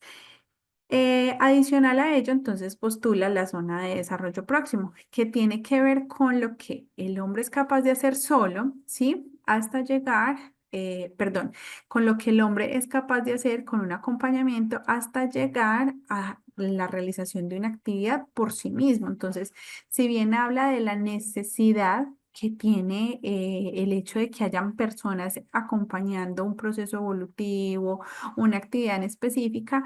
Cuando se habla de desarrollo próximo, es lo que el estudiante, o en este caso no lo titulemos estudiante, es lo que el hombre es capaz de hacer por sí solo, sin un acompañamiento de un adulto. Allí hablaba de aprendizaje, ¿cierto? Y tenía que ver con la zona de desarrollo próximo, es decir, la zona de desarrollo más cercana de aprendizaje. Era lo que el hombre era capaz de hacer por sus propios medios, a partir de un acompañamiento, de una instrucción anterior, de unos procesos iniciales. Pero finalmente la zona de desarrollo próximo me refería a lo que el estudiante o la persona, más bien, era capaz de realizar a partir de toda esa experiencia, a partir de todo ese compendio de organización, y era capaz de hacerlo por él mismo. ¿Listo? Entonces, muy relevante la teoría del desarrollo sociocultural, y adicional, él también daba lugar a los procesos del lenguaje, solamente que en este caso pues no lo relacionamos porque estamos hablando puntualmente del aprendizaje. Para hacer un paréntesis allí, entonces Vygotsky le daba muchísima prioridad precisamente a los procesos sociales, culturales e históricos para el desarrollo del lenguaje, ¿cierto? Entonces decía que el lenguaje estaba o se derivaba más bien de esa interacción social que generaba el hombre en diferentes contextos. De esa manera iba a tener mejores garantías, ¿sí? En la adquisición de los procesos del lenguaje, tanto para la lectura como para la escritura, y adicional para condicionar las relaciones, para organizar muchísimos procesos que tenían que ver directamente con los procesos del lenguaje. Continuamente, entonces, hablamos de David Ausubel, ¿cierto? ¿Quién no lo conoció o quién no lo escuchó nombrar si hace más o menos 10, 8 años era furor? Porque hubo un momento de la historia en donde todas las instituciones educativas se pasaron por un modelo de educación a partir de un aprendizaje significativo, y hubo un momento histórico en el mundo en donde todo el mundo estaba hablando de aprendizaje significativo.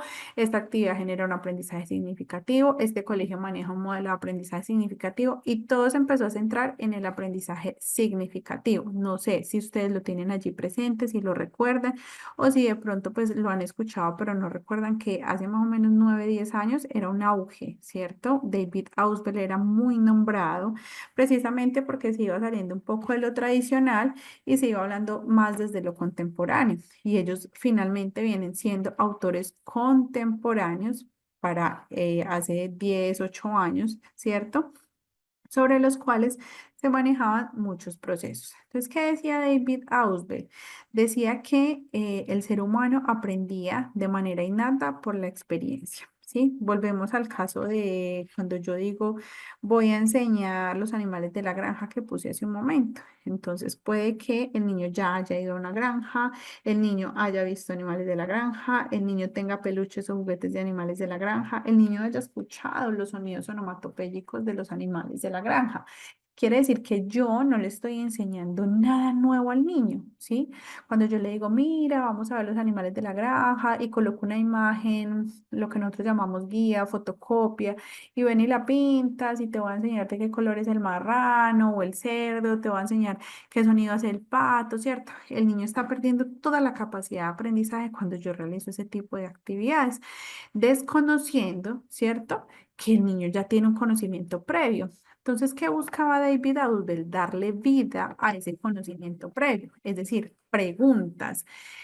¿Lo conoces? ¿Sabe cuál es su función? ¿Qué come? ¿De qué color es? ¿Cuál es su tamaño? ¿Dónde vive? ¿Cuál es su hábitat? Y de esa manera yo puedo identificar, ya se saben casi todos los animales de la granja, entonces tendrá viabilidad que yo les enseñe un contenido desde cero, o más bien que yo genere, por ejemplo, una actividad en específica. Vamos a aprender a hacer queso, ¿sí? Vamos a ir a ordeñar una vaca. Vamos a hablar de cuánto dura un huevo, ¿cierto? Cuánto dura que la gallina cuide sus huevos hasta que el huevo o se vuelva pollito o se organice directamente como una venta, y son los huevitos que yo consumo en casa, ¿cierto? Ahí yo le podría dar otra trascendencia al mismo contenido, pero por lo general nosotros ¿qué hacemos? Nosotros llevamos ya la actividad instaurada, que es lo que yo creo o lo que se debe trabajar, desdibujando un poco la experiencia previa del estudiante. Entonces, cuando yo ya digo, todos se saben esto, la mayoría conocen los animales, ahora yo qué puedo hacer? Llevar una ficha para que pinten y decoren un animal. Puede que tenga relación con la parte motora y creativa y demás, pero va a significar más si, por ejemplo, yo digo, vamos a elaborar un queso. Y bueno, el queso se elabora a partir de una materia prima de primera necesidad. En este caso, pues la vaca es la que la produce de esta y esta y esta manera, ¿cierto? El queso se desarrolla así, así, así. El queso nosotros lo podemos consumir en tales y tales comidas, ¿sí? Cuando yo permito que sea de una experiencia totalmente diferente, pero siempre partiendo de ese nuevo conocimiento. Entonces, ¿qué pasa? Yo parto de la experiencia previa del niño. Yo le oriento, ¿sí? Le acompaño, hago una mediación en ese aprendizaje y posterior a ello se da un resultado final que es un aprendizaje significativo. ¿Por qué? Porque yo ya he generado una acción, ¿cierto? Basada en esa experiencia, he transformado el concepto y he generado un concepto nuevo. Lo he robustecido, lo he fortalecido, lo he profundizado. ¿Listo?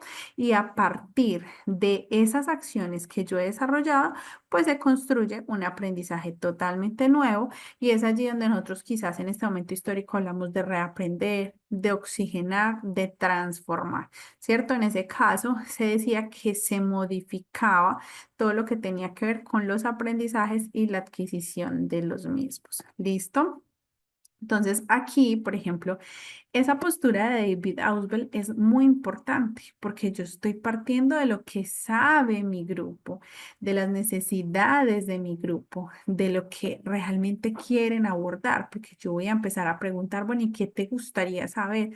Ah, no, a mí me gustaría saber, por ejemplo, el tamaño del pico de los patos, ¿sí? ¿Por qué los patos tienen las patas de esta manera? ¿Por qué los patos duermen con la cabeza de tal forma? ¿Sí? Son preguntas de niños, ¿sí? Que de hecho los niños ya no se enfocan en el color del pato, el huevo es redondo, no, ya se enfocan en otro tipo de procesos porque ya las preguntas en este momento histórico son mucho más complejas, son niños con otras características y otras necesidades. Entonces lo que se busca aquí en este sentido es transformar un poco la información partiendo del aprendizaje previo, de la mediación que haga el profesional, el adulto, en este caso el docente, y el resultado que evoque, ¿cierto? Toda la transformación, el cambio y la estructura cognitiva mental para generar un concepto nuevo. ¿Listo? ¿Hasta ahí vamos bien?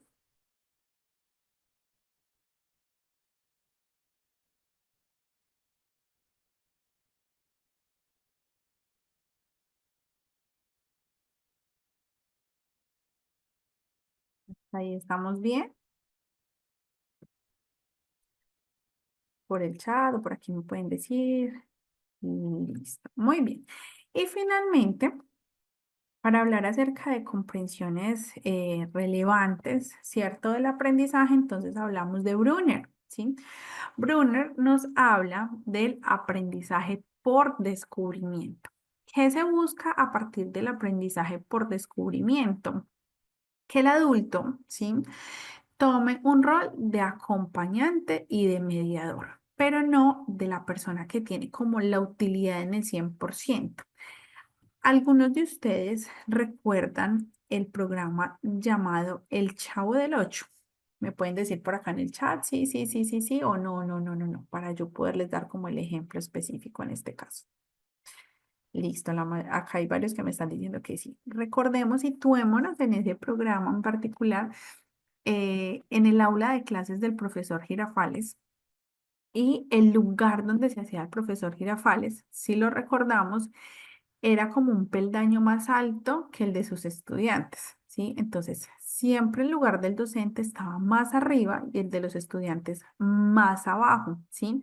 Y en este caso, los estudiantes no generaban aprendizajes por descubrimiento, sino que era la información que puntualmente le diera el docente, ¿sí? Para cambiar esa perspectiva tan tradicionalista, entonces se genera la postura de Brunner, en donde nos habla de que el estudiante debe de descubrir por sí mismo, ¿cierto? debe de preguntarse, debe de escuchar, debe de interrogarse, debe de generar ideas, hipótesis, decir, bueno, y si yo hago esto, ¿cuál será el resultado? Y si yo voy y hago esto otro, ¿cuál puede ser la solución, cierto?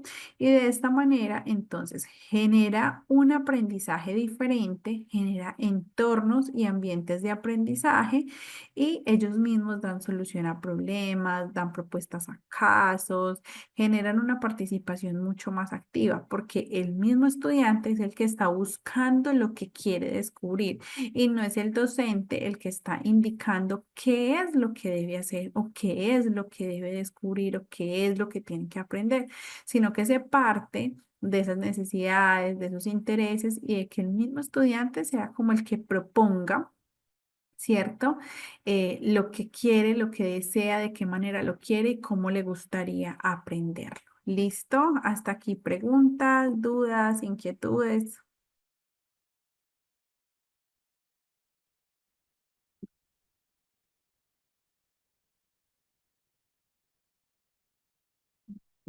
Sí. O sea que el estudiante debe tomar la iniciativa de su aprendizaje. Sí, Gardelia. En este caso, el estudiante es el que desea. ¿Qué hacemos nosotros en todos estos procesos del aprendizaje y más como con las dinámicas y posturas un poco más contemporáneas, más asequibles, más flexibles? Lo que nosotros hacemos es proponer las experiencias. El estudiante es el que disfruta de ellas y nosotros acompañamos, pero no somos como el límite para hacer las cosas o la única, por ejemplo, la única referencia, no somos las personas que tenemos la última palabra, no imponemos, no somos de condicionar, no digo, ven, si tú haces esto, entonces te ganas esto, si tú te aprendes las letras, entonces yo te doy tres caras felices, no, ¿sí? Porque lo que permitimos es la libertad. Hay muchas otras posturas de aprendizaje, ¿sí? Que de pronto ustedes estarán preguntando por allí. Escucho mucho que nombran a Montessori, ¿cierto? Son filosofías, son posturas pedagógicas sobre las cuales, digamos, se trabaja en algunas situaciones momentáneas en este momento del periodo histórico, pero básicamente las que les compartí son la base de las otras, ¿cierto? Y aquí nos quedaríamos hablando un poco entonces de Montessori, también hablaríamos de Vygotsky, ¿cierto? Porque tienen posturas muy similares, ¿sí? Y lo que buscan son aprendizajes activos, aprendizajes dinámicos, aprendizajes para la vida y no para el momento, ¿sí? Pongamos un caso en específico.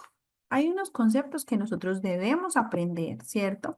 Porque las personas que han hecho como todo el estudio a lo largo de los años de los estándares, de las competencias, de los contenidos, ¿cierto? Generaron un trabajo muy fuerte para poder saber qué se enseña, cuándo se enseña, dónde se enseña.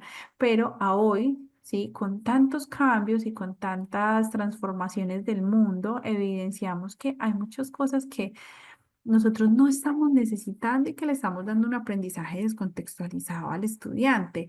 Ejemplo, yo puedo llegar y hablar de ángulos, ¿sí? Yo les pregunto a ustedes, yo creo que desde la aritmética todos vimos los ángulos. Y yo les pregunto, ¿entendemos para qué nos sirvieron los ángulos en ese momento de la vida? ¿Los hemos utilizado para algo en específico? Utilizamos esa conceptualización de ángulos. ¿Para qué? Por allí nos dicen descontextualizado. ¿Será que hablar de ángulos? Y acá les estoy cuestionando bastante a ustedes y por eso yo por lo general pongo preguntas, permito que ustedes habiliten muchísimo el micrófono porque digamos que considero que es una de las maneras en donde se aprende mucho más fácil, cuando yo interactúo, cuando yo me cuestiono, cuando yo genero hipótesis, entre otras funciones. Hablamos de ángulos y entendemos su importancia.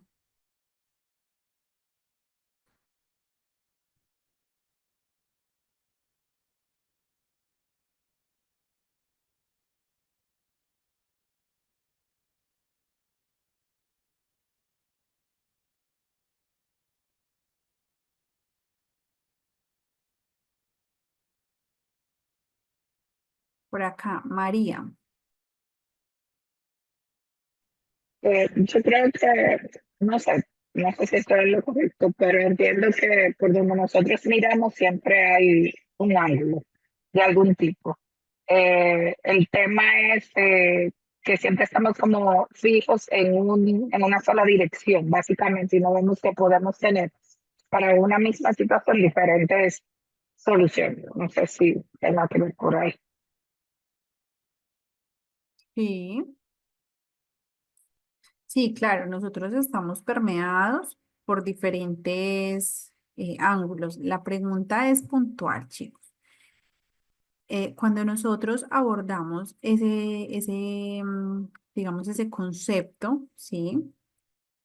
En algún momento le dimos la trascendencia, es decir, entendíamos el para qué yo estaba hablando de ángulos.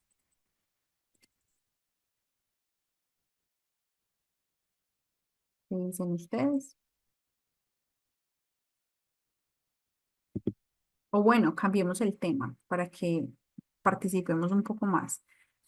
Cuando nosotros estábamos en los grados de bachillerato, particularmente, hablamos de algo que se llama la tabla periódica, ¿sí? En este momento de la historia, ¿para qué nos sirve a nosotros hablar de la tabla periódica o para qué nos sirvió estudiarla? ¿Para qué? ¿Para qué nos sirvió estudiar en algún momento de nuestra vida, de nuestra adolescencia, básicamente, hablar de la tabla periódica?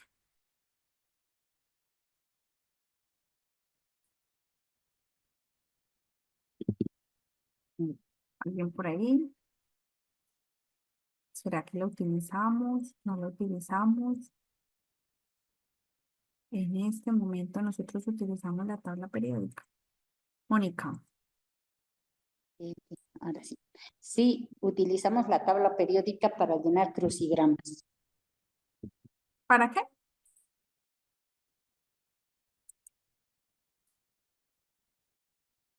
Perdóname que no te entendí. ¿Para? Creo que se nos fue. Humberto. Sí, yo creo que el tema de conocer la tabla periódica no solamente nos sirve para conocer en algo específico como para ser químico, sino para comprender, por ejemplo, cómo está compuesta la naturaleza, cómo estamos compuestos nosotros, qué cosas nos afectan, qué cosas no nos afectan. O sea, en la parte nutricional es una parte química, por ejemplo, ¿no? Yo veo que es muy importante. Ahora, tener una profundidad o un conocimiento muy así exquisito ya te lleva a ser especialista en algo. Por ejemplo, saber utilizar las botellas de plástico, de qué están compuestas y qué cosas te hacen daño, creo que es importante, por eso manejar la tabla química, ¿no? Claro, perfecto. Muchas gracias por esa contextualización que tú nos haces. Pero ¿será que en el momento en que nosotros adquirimos esa información teníamos esta claridad? ¿Qué dices tú? Lógicamente que no. Creo que hay un elemento que yo cuestiono desde mi práctica educativa, es de que los niveles de investigación, de curiosidad, son tan bajos que no se los estimula y por eso que, digamos, nuestra lectura, por lo menos veo desde mi realidad, puede ser que en otras realidades sea distinto, de que leemos por obligación y no por placer, por ejemplo. ¿No? Si lo haríamos por placer, estaríamos satisfaciendo nuestras necesidades, estaríamos descubriendo ciertas cosas, entenderíamos mejor nuestras relaciones, entenderíamos mejor nuestra relación con la naturaleza y todas estas cosas, ¿no? Yo creo que eso es muy importante. Mira los ejemplos que tú das tan básicos. El hecho de yo saber, por ejemplo, si el reciclaje de manera particular, cómo se da, cómo afecta, por ejemplo, el ecosistema, cómo está constituido cada uno de los objetos que yo puedo reciclar, cuidar, cambiar, rehacer, etc. Eso me lleva a entender un poco la estructura de esa tabla periódica, ¿cierto? Lo que tú dices es cierto, a nosotros eso no nos lo daban como sobre el contexto, entonces veíamos más una formación por imposición, ¿cierto? Que por una necesidad en particular que yo tuviera de conocer algo en específico. ¿Qué pasa? que normalmente hace mucho tiempo lo que se daba era como esa parte retórica, teórica, ¿cierto? Y era simplemente por compartir un contenido en específico. Nosotros en este momento de la historia no compartimos contenidos por compartirlo. La intención es que el estudiante lo entienda, lo asimile y lo pueda poner en un contexto determinado, porque lo más interesante de todo el proceso es generar el desarrollo de habilidades, de competencias que vayan a ser útiles en la vida del estudiante en algún momento de ese periodo histórico. ¿Sí? Porque si lo único que yo hago es dar y dar y dar y dar teorías, contenidos y demás, pero el estudiante no está pudiendo asimilar nada y de hecho no va a llevar esto a un contexto, pues no nos está sirviendo de mucho lo que yo estoy gestando. ¿Listo? A hoy entonces nosotros ¿qué tenemos? Nosotros tenemos una transformación significativa en el mundo, ¿sí? Y vemos cómo diferentes instituciones educativas se han permeado de otras experiencias, buscan otros procesos a nivel de historia, a nivel de abordaje, especialmente desde la infancia. ¿Por qué desde la infancia? Porque claramente nosotros podemos entender cómo la infancia es el primer periodo evolutivo del ser humano y la mayoría de las gestiones o de los esfuerzos, ¿sí? Deben ser en ese momento histórico, por lo que nosotros ya hemos venido entendiendo desde el desarrollo cognitivo, desde las estructuras cerebrales, desde la parte de la estimulación y desde cómo el estudiante a partir, perdón, el estudiante no, el individuo a partir de ese desarrollo es que se va formando, ¿cierto? Ciertas estructuras que le van a servir para su desarrollo evolutivo. Entonces, si yo genero en el estudiante un aprendizaje totalmente diferente, si yo genero en el aprendizaje en el estudiante un aprendizaje por descubrimiento, un aprendizaje que genere atención, que genere esa necesidad de seguir aprendiendo, el interés, pues voy a tener mejores conexiones cerebrales, voy a tener mejor disposición para el proceso y realmente la parte de estudiar no se va a entender como debo estudiar o tengo que estudiar, sino como qué rico estudiar, qué rico aprender. Voy a mirar a ver qué voy a tener el día de hoy o que lleguemos a esos procesos de formación, no porque lo necesitamos, porque me lo están exigiendo, porque tengo que tener esa competencia o esta habilidad, sino porque yo lo quiero hacer, porque a mí me gustaría aprender sobre algo en específico. Finalizamos entonces acá hablando de algunas teorías que tienen que ver con el humanismo. Entonces ya pasamos por constructivismo, conductismo y finalizamos por humanismo. ¿Listo? Voy a leerles acá 2 segunditos a ver qué dicen. Eh,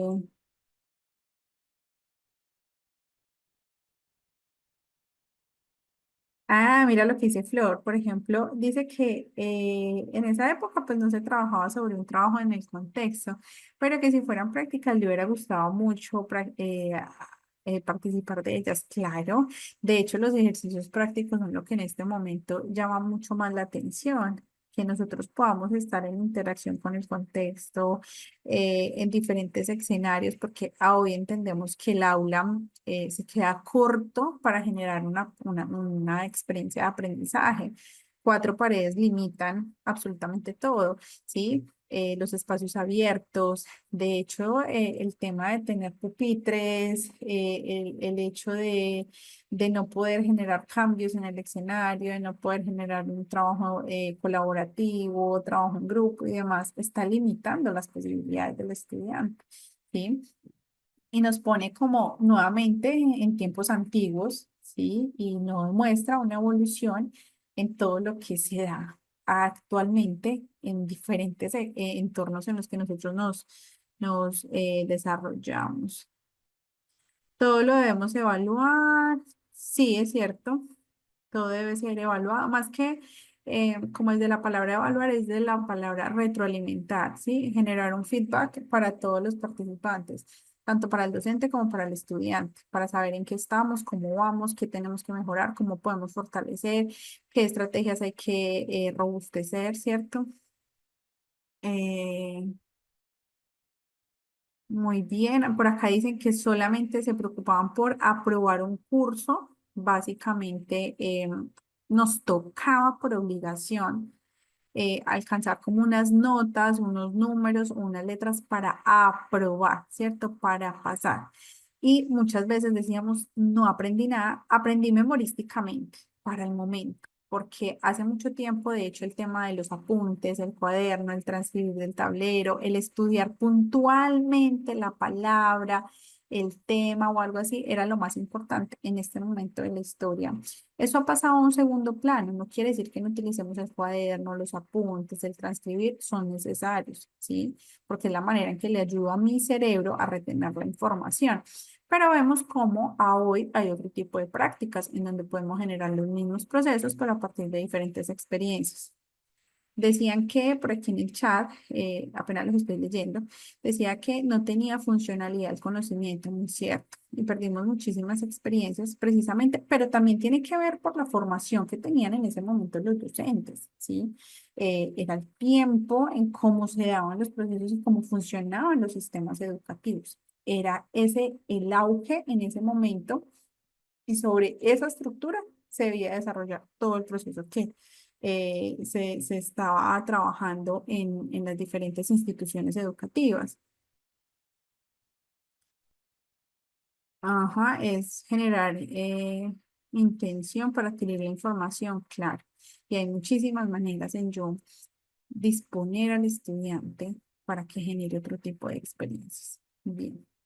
Vamos a pasar entonces aquí, finalmente a hablar del humanismo, que obviamente se enfoca más como en esa parte del ser humano, en las dimensiones del desarrollo integral, en pensar primero en la persona antes que en el contenido, ¿sí? Y de hecho, hoy lo entendemos de esa manera. Es importante conservar el desarrollo emocional, parte de autoconcepto, parte de personalidad, ¿cierto? Cómo estamos, cómo nos sentimos, qué necesitamos mucho antes, ¿sí? Que empezar a trabajar temas o contenidos de manera deliberada o simplemente por cumplimiento. Entonces hablamos de Maslow, ¿sí? Que hablaba de la jerarquía de necesidades. Entonces hablamos de muchas acciones enfocadas en la conservación de la imagen del ser humano, ¿cierto? Y de entender que si bien se debe trabajar una cantidad de contenidos, ¿sí? Procesos conductuales, procesos de adherencias a teorías, a situaciones y demás, lo más importante era generarle al ser humano una tranquilidad en la atención a sus necesidades, en comprender qué necesita el hombre, ¿sí? En un momento específico y determinado. Volvemos a los ejemplos de ese momento. Hace muchos años, ¿de qué nos sirvió hablar de ángulos? ¿Sí? ¿Comprendimos para qué lo hicimos? Muchos de nosotros yo creo que no, porque se nos estaban hablando de una cantidad de cosas que quizás no le veíamos trascendencia, pero si yo digo, listo, en estas cuatro paredes, yo entiendo que si yo abro la puerta hay un ángulo, que en el cruce de cada pared hay ángulos, ¿cierto? Y puedo identificar los tipos de ángulos que existen y que si en algún momento, no sé, yo voy a generar una remodelación, quiero colocar algo en específico, yo tengo que tener en cuenta que tengo ángulos, ¿sí? Entonces va a cambiar un poco la perspectiva de la formación. Pero en este caso se habla específicamente de qué necesita el ser humano, ¿sí? Y la jerarquía de esas necesidades. Entonces, necesidades primarias, necesidades básicas, ¿sí? Y de esa manera poder orientar un proceso formativo. ¿Listo? Entonces, yo cuando identifico las necesidades de mi grupo, ¿sí? Tanto en masa como de manera individual, yo puedo generar una comprensión de las necesidades específicas y de esa manera abordar el proceso de enseñanza-aprendizaje. Cuando yo lo hago de una manera un poco más intencional, pues voy a tener resultados mucho más significativos, por así decirlo, aprendizajes un poco más contextualizados y voy a poder posibilitar que lo que yo esté formando no sea solamente en contenido y teoría, sino que yo también esté trabajando por la persona. De hecho, Maslow defendía muchísimo como todo el tema de los valores, de los comportamientos, porque él especificaba que más vale una persona con buenas conductas, con buenas bases desde la ética, desde el respeto, que una persona que simplemente repitiera y repitiera contenidos, porque de hecho nosotros podemos dar fe de que el contenido se va cambiando y se va modificando. Es decir, lo que yo aprendí hace 5 años no es lo que yo estoy replicando en este momento, porque se ha transformado, porque las teorías son otras, porque la información es diferente, ¿sí? Pasaba mucho en los docentes de antes, y no sé si a ustedes les pasó, pero mis profesores cargaban por lo general con su planeador y eran cuadernos viejísimos de hoja, inclusive curo, que eran los papeles que se utilizaban hace mucho tiempo, con letra cursiva, y los conservaban como una Biblia, como su libro más precioso, y a partir de esos cuadernos era que ellos daban las clases, pero eran cuadernos que pasaban de generaciones en generaciones, y uno conversaba con los compañeros de grados superiores y decían, ay, él todavía maneja, ese es el planeador, lo tiene hace años, con ese nos enseñó a nosotros, y los contenidos no cambiaban. Si yo hacía la comparativa de mi cuaderno de fundamentos de grado décimo con compañeros que ya habían salido hace 3 años, era la misma estructura, el mismo tema, la misma definición, ¿cierto? Porque eso no variaba, ¿sí? A hoy estamos entendiendo que todo es fluctuante y que yo no me puedo quedar con una información durante mucho tiempo porque se transforma, cambia y hay que modificarla de acuerdo al tiempo en el que nosotros nos encontramos. Seguidamente está Carl Rogers, que habla acerca de la teoría contextual. Entonces, Rogers partía de que muchas veces el hecho de que yo impartiera o generara pues una acción de enseñanza no era tan necesario. Y de que cuando yo generaba una formación, bueno, en ese momento no se hablaba tanto de formación, sino como de una escolarización, era más como de manera arbitraria, ¿sí? Y nosotros hoy estamos viendo que somos los que acompañamos o mediamos en el proceso, ¿sí? Porque reitero, hay información que ya está. Es decir, si yo quiero saber sobre algo, yo en la inmediatez de este momento histórico, yo voy y la busco en la web, ¿sí? Y yo la puedo leer.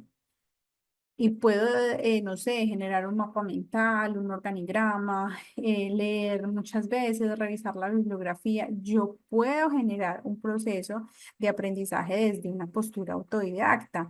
Entonces, ¿será que necesito un docente para yo aprender sobre un tema? Muchas personas a hoy, inclusive desde lo que nosotros entendemos como esas personas que se dedican a las redes sociales, muchas veces ellos están generando un proceso autodidactas. Las familias que de hecho están haciendo homeschool son autodidactas, que ellos mismos pueden ser los docentes sin tener las bases para hacerlo. Y lo que decía él era eso, es decir, nosotros no podemos generar ese tipo de procesos en donde yo imparta una formación, porque estamos desdibujando el papel del docente en todas las medidas de las posibilidades. El acompañamiento de nosotros debe ser tan necesario, ¿sí? Que el estudiante quiera estar en presencia con nosotros, porque la manera en como yo lo voy a mediar, en la manera en como yo lo voy a acompañar, que de hecho pedagogía es eso, el acompañamiento al aprendizaje, a la adquisición de habilidades, a la adquisición de competencias, ¿cierto? Es cómo yo voy a llevar al estudiante a eso, a algo en específico, a que me demuestre un resultado en particular. Entonces, Rogers hablaba de lo contextual. Entonces, voy a llevar al estudiante a un proceso específico, a un resultado específico, de acuerdo a las necesidades y particularidades. Y el docente debe ser un mediador, ¿sí? Un facilitador, un acompañante del proceso, ¿sí? Y de nosotros depende de cómo se dé ese acompañamiento, ¿sí? Y de esta manera, pues estamos generando procesos mucho más autónomos, ¿sí? En donde el estudiante va a ser capaz de decir, listo, aprendí y ¿qué aprendí? Y de hecho ahora lo vamos a ver a través de la escala de metacognición. ¿Qué aprendí? ¿Cómo lo aprendí? ¿Esto para qué me sirve a mí? ¿En qué momento puedo utilizar? Cuando el estudiante entiende esto, está ganando todo, ¿sí? Está ganando todo. Y no es, bueno, repítame lo que yo dije o ¿cuál era el subtítulo que yo escribí? Por favor, defíname en 3 palabras específicas que yo di, ¿cierto? Allí cambiamos absolutamente todo el panorama formativo. Y finalmente tenemos por aquí una teoría muy interesante que es la teoría ecológica de Bronfenbrenner. Bronfenbrenner también le daba lugar muy similar a la postura de Vygotsky, en donde la parte social, cultural y el entorno juegan un papel sumamente importante en la formación del ser humano. El que decía que desde la infancia se gestaban como las bases para el desarrollo posterior en la vida de cada ser humano y que esto estaba marcado por unos sistemas en particular que él mismo construyó y definió. Listo, entonces son 5 sistemas en los que él dice el niño se va desenvolviendo y esos sistemas son los que marcan el proceso formativo del estudiante. Voy a leerles, abro paréntesis, voy a leerles por aquí lo que están escribiendo. ¿No ven? Ay, ¿no ven la diapositiva? Perdón, entonces se las paso. ¿Aquí la están viendo?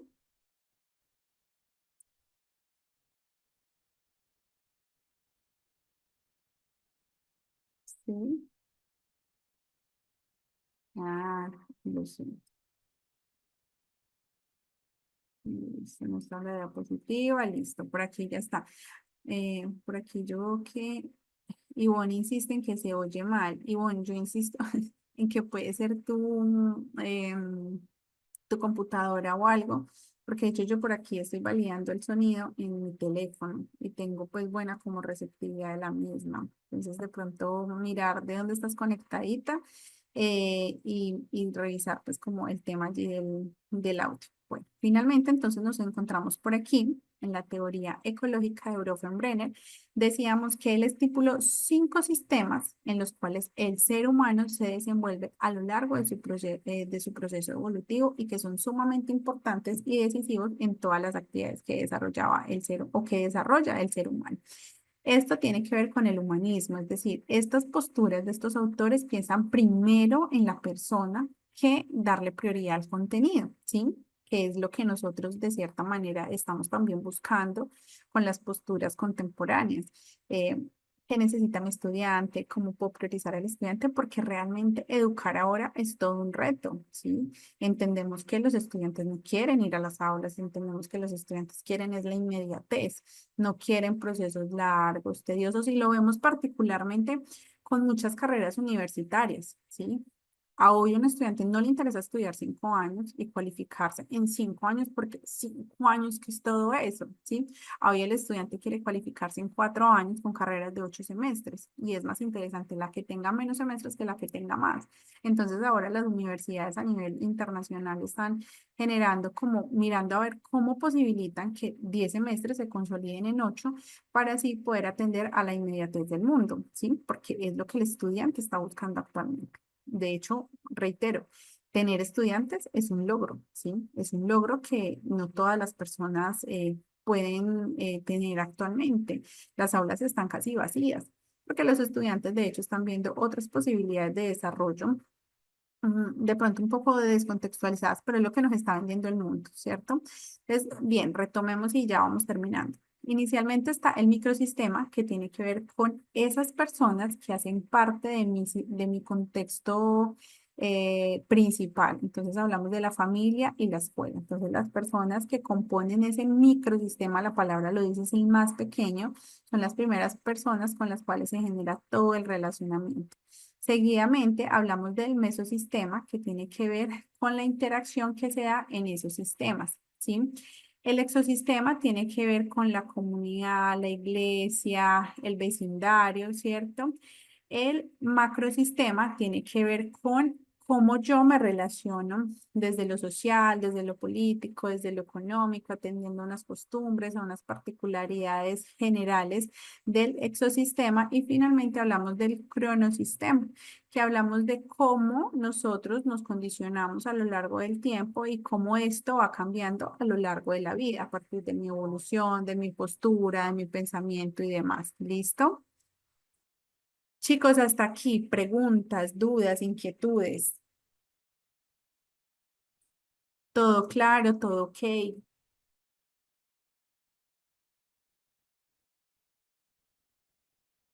Humberto.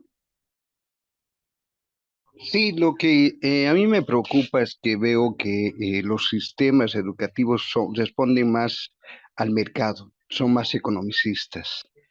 Y el tema de la persona como tal, como que parece que no interesa mucho, sino interesa más la producción.